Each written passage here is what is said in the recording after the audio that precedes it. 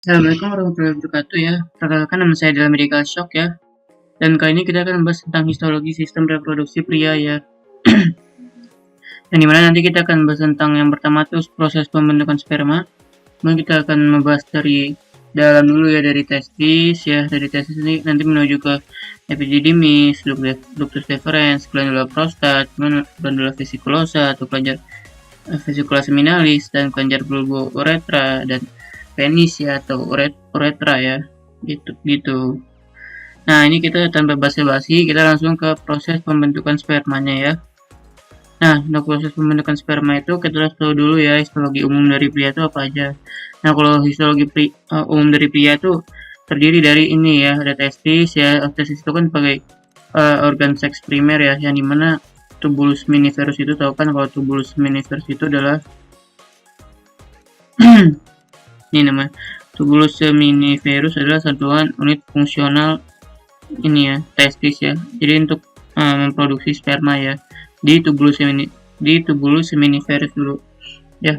Ini juga ya, tubulus seminiferus juga sama, dan juga nanti juga ada saluran ductus seperti vas deferens, ductus efferens, dan lain-lain ya. Dan juga nanti kita juga akan belajar tentang kelenjar aksesoris ya, SPBU ya kemarin juga ya, seminal vesicle atau vesicula seminalis, itu prostat atau kelenjar prostat, dan kelenjar bulbo-uretra yang dimana itu nanti akan berkontribusi terhadap cairan semennya kan. Dan juga nanti ada sperma juga, dan juga kita akan bahas tentang penis ya, atau saluran uretranya ya gitu. Nah, kita akan membahas nih untuk proses pembentukan spermanya di sini. Teman-teman itu mulai dari pembentukan sperma dulu ya di testis ya. Khususnya tuh pada tubulus seminiferus sih di tempatnya ya. Di tubulus seminiferus tuh ada itunya di testisnya. Kemudian nanti kalau misalkan sudah diproduksi, spermanya akan melewati lumen tubulus seminiferus, nanti akan ke tubulus rectus, nanti tubulus rectus ke rete testis ya. Rete testis nanti ngumpulnya ke ductus efferens, kemudian ke ductus epididymis ya. Nah, nanti di ductus epididymis tuh, dan nanti dia stop dulu tuh ya untuk maturasi dan perkembangan ya, sampai spermanya tuh bisa bergerak secara bebas ya, secara motilnya ya, secara aktif gitu kan. Nah, kalau misalkan nanti akan terjadi ejakulasi gitu ya, kalau misalkan terdapat gairah hasrat seksual gitu kan, nanti akan spermanya tuh dari epididymis nanti akan diejakulasi melewati vas deferens, dan juga melewati ini juga ya, sekresi semen juga nih oleh glandula vesiculosa, glandula prostata, dan bulbo-uretra, nanti ke saluran ductus ejaculatorius ya, nanti akan melewati uretra ya. Setelah melewati ductus ejaculatorius ya nih ya, yang tiga tadi nih, seminal vesicle, prostat, dan bulbo-uretra, nanti ujung-ujungnya akan terjadi ereksi ya, dan ujung-ujungnya nanti akan terjadi ejakulasi ya, sperma dan cairan semennya nanti dikeluarkan gitu kan. Nah, pertama-tama ya, setelah kita membahas tentang proses pembentukannya, alangkah baiknya kita langsung ke mikroskopiknya nih ya, langsung ke testisnya nih ya. Nah, jadi itu testis itu yang penting tuh ada ini ya, ada tubulus seminiferus ya, ada sel-Leydig, membrana basilis, jaringan interobularis, dan juga perkembangan pada spermanya ya. Nah, ini apa nih ya, tubulus seminiferus itu yang mana? Yang ini nih ya, yang bulat ini semuanya ini adalah tubulus seminiferus ya kan. Kemudian juga ada sel-Leydig di sini ya, yang di dekat di jaringan di interstisialnya ya, sel-Leydig ya, bulat-bulat ya, oval ya situnya selnya. Dan kemudian juga ada jaringan interobularis ya, ini juga ada ini jaringan interobularis ya, yang ngebatasin tubulus seminiferus di antara tubulus seminiferus lainnya kan ya, ini jaringan interobularis, dan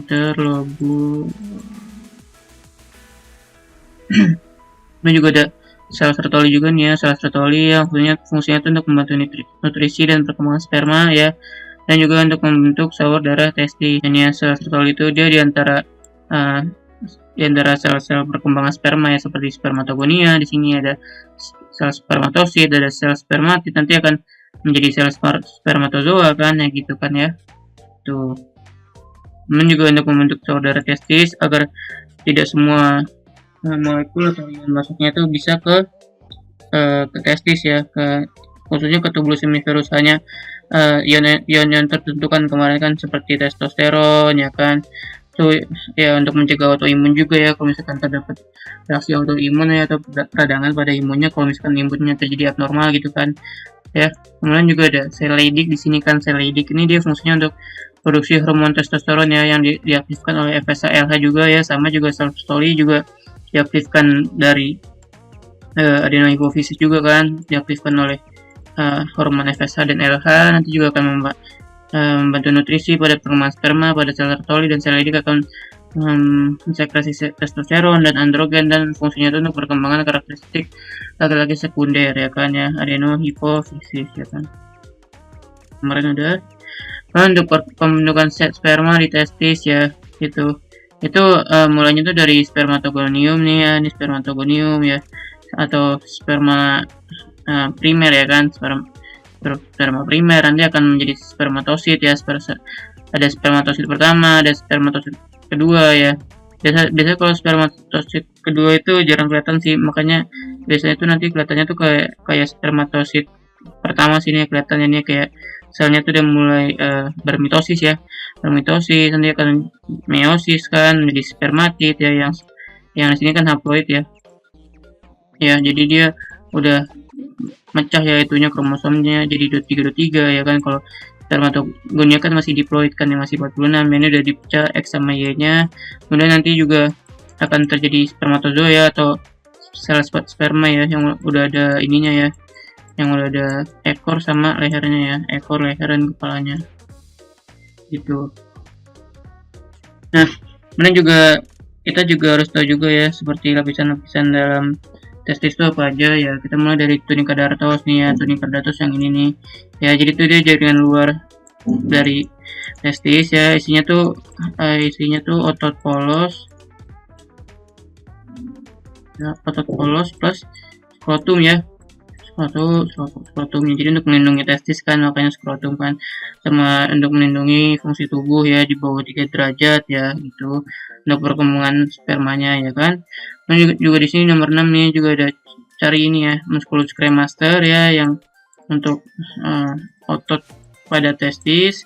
Dan juga ada kantong serosa sini kan, sini juga ada tunica vaginalis, ada tunica vaginalis parietalis ya kan.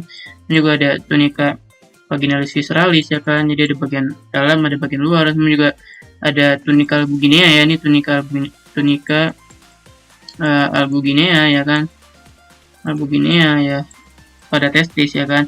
Kemudian juga di sini ya ada ini ya, nih semuanya nih ada tubulus seminiferus ya, bulat-bulat sih biasanya tubulus seminiferus ya.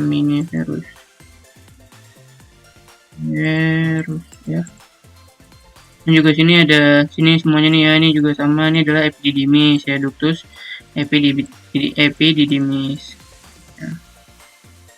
Dan nanti kita akan membahas satu-satu ya.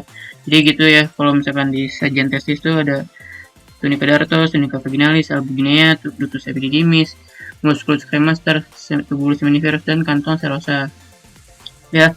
Dan selanjutnya kita ke epididymis ya, tapi sebelum kita ke epididymis dulu, kita akan mereview perjalanannya ya. Tadi kan dari tubulus seminiferus ya, misalkan sudah terjadi sperma yang matang kan, spermatozoa. Nanti spermatozoa melewati lumen tubulus seminiferus nanti ke tubulus rectus dulu ya, nanti habis ke tubulus rectus nanti ke rete testis, habis ke rete testis nanti ke ductuli efferentes nih ya, ductuli efferentes yang ini ya, ductuli efferentes ya kan.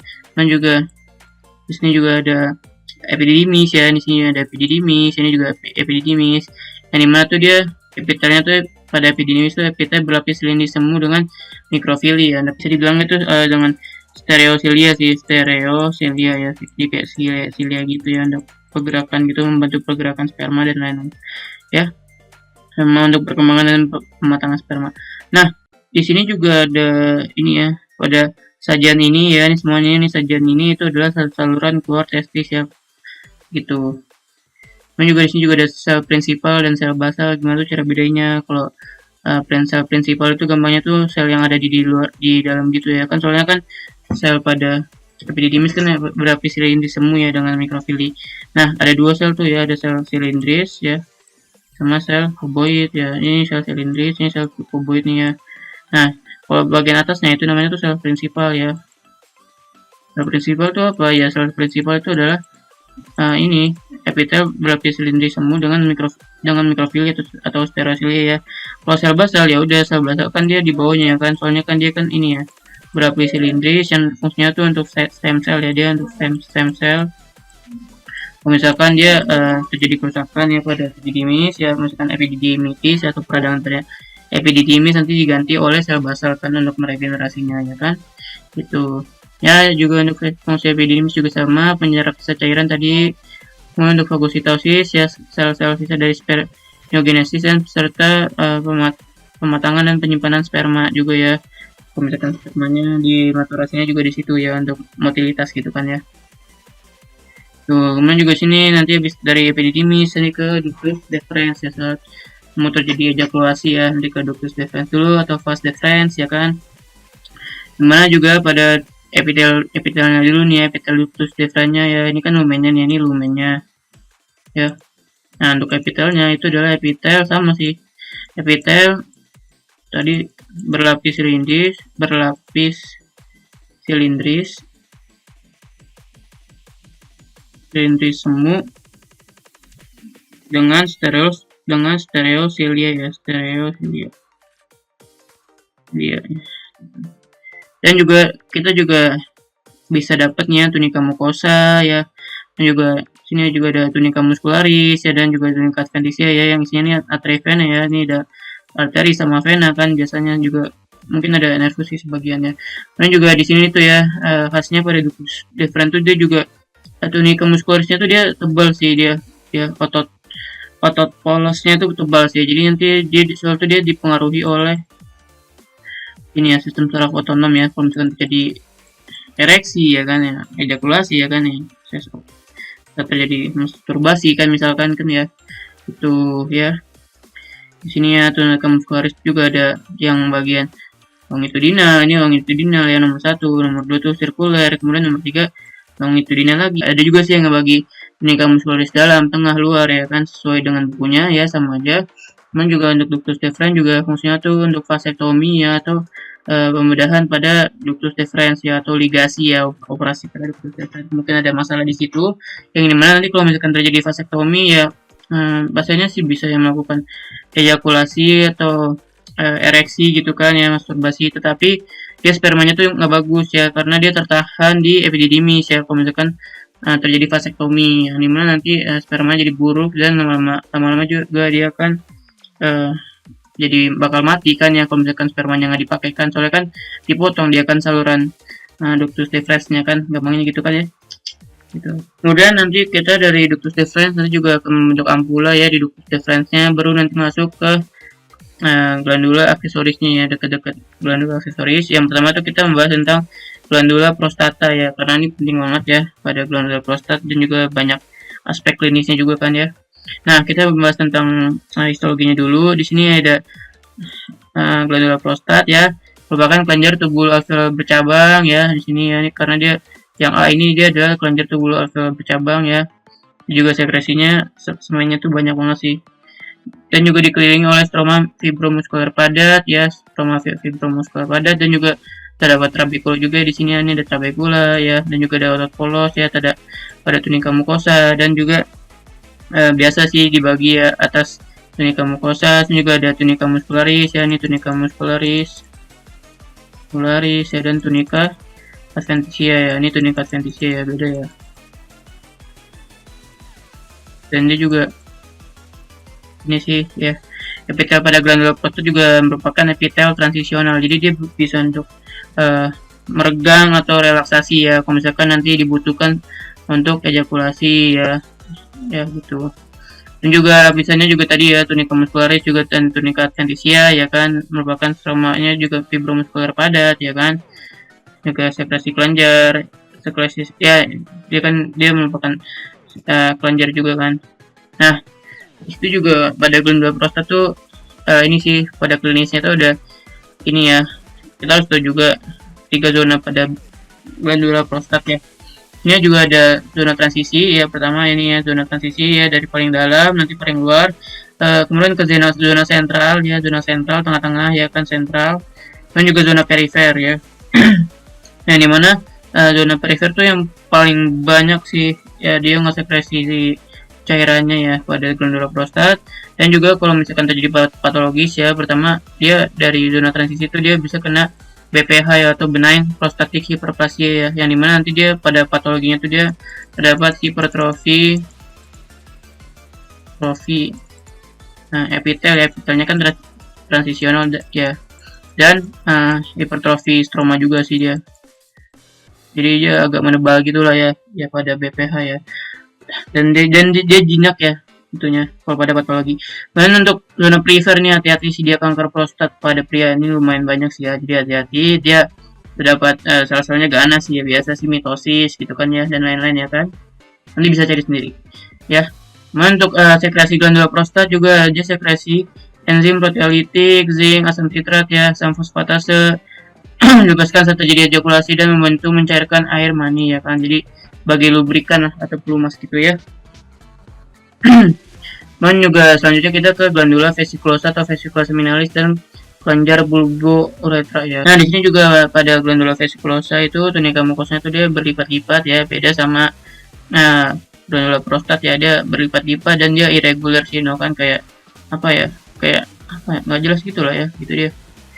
Dan tetap ya, tapi dia lumayannya sih di tengah sih ya kalau pada glandula vesiculosa ya. Nah, di sini juga ada ini ya, ini lumayannya di tengah. Ini juga bagian satu nih ya, bagian satu dia tunika mucosa. Bagian 2 juga tunika muscularis ya, bagian 3 dia juga tunika adventitia ya. Nah, selanjutnya juga di sini juga petal pada glandula vesiculosa itu dia juga petalnya berlapis silindris ya, jangan lupa. Dan juga fungsinya glandula vesiculosa itu dia ya, ini pada glandula vesiculosa itu dia untuk sekresi cairan mengandung fruktosa dan untuk menutrisi juga ya pada sperma, untuk ya biar energinya bisa masuk ke dalam rahim wanita ya, untuk fertilitas dan lain-lainnya kan. Dan juga ada kelenjar bulbouretra atau bisa dibilang kelenjar Cooper ya, sini kelenjar Cooper. Dia lokasinya itu di bawah kelenjar prostat ya, jadi kan dari vesicula seminalis, baru glandula vesiculosa dan glandula bulbouretra ya kan, yang dimana dia sekresi cairan kental bening ya sebelum ejakulasi untuk melahirkan sperma dan lubrikasi juga ya untuk hubungan seksual intercourse ya kan, gitu. Selanjutnya ya penis ya, atau pada bagian uretranya ya, sekitaran uretranya kan ya, yaitu penis ya atau batang penis itu dia juga mempunyai 3 sih ya, ada 2 bagian gitu kan, tapi ada 3 gitunya. Nah, sini juga ada 2 corpus cavernosum ya, ini 2 corpus cavernosum ya, 1 2 di sini ya, 2 corpus cavernosum dan 1 corpus spongiosum ya, ini corpus spongiosum ya. Jadi ini saya ulangi lagi, di sini adalah corpus cavernosum.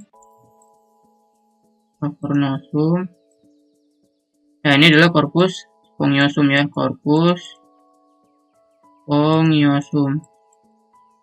Itu kan kayak bulat gitu kan, jadi kayak mata gitu ya, kayak gini ya dia.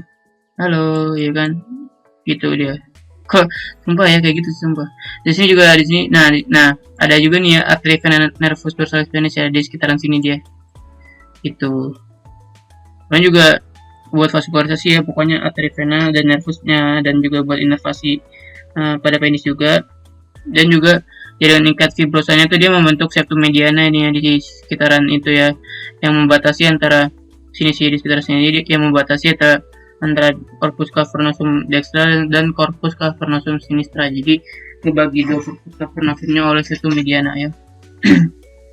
Nah, di sini dia uniknya di sini tuh dalam korpus ininya ya, dalam korpusnya itu dia ada arteri profunda penis ya.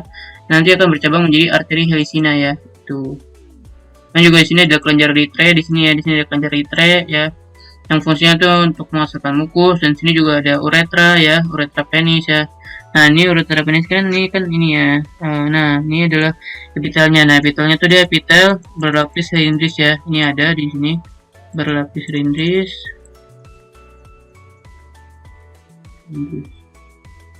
Ya, dimana tuh dia penting untuk mekanisme ereksi dan ejakulasi, dan juga untuk mekanisme ya miktorisia atau berkencing ya juga. Dan jangan lupa di sini juga ada epidermis ya, di sini ya epidermis atau jaringan kulit di sini ya kan. Ada epidermis ya, berarti epitelnya apa ya? Epitelnya ya ini epitel berlapis gepeng ya. tanpa lapisan tanduk gitu kan. Dan juga di situ juga ada ya seperti kelenjar-kelenjar pada kulit sih, seperti kelenjar sebasea ya, kelenjar keringat dan lain-lainnya. Ya, jadi untuk histologi sistem reproduksi pria sih itu ya. Semoga bermanfaat ya. Wassalamualaikum warahmatullahi wabarakatuh.